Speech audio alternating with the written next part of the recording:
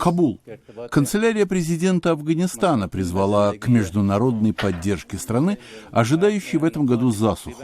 Афганские лидеры встретились с представителями ЮНИСЕФ и Всемирной продовольственной программы для обсуждения скоординированных усилий в деле распределения продовольствия и антикризисного управления. По прогнозам Всемирной продовольственной программы, на юго-западе Афганистана в 2015 году высок риск засухи и нехватки продовольствия.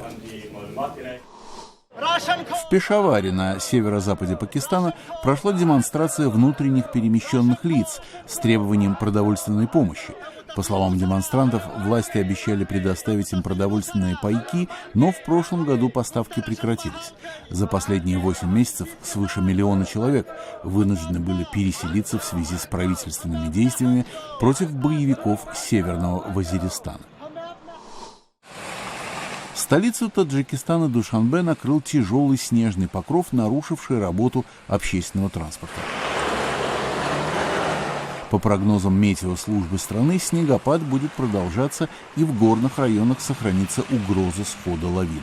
2 человека погибли под лавинами в Айнинском районе. Новый музей балета открыл свои двери в столице Киргизстана Бишкеке. В музейной экспозиции отмечены достижения артистов киргизского балета, многие из которых получили известность еще в советское время. Государственный театр оперы и балета был образован в Бишкеке в 1942 году.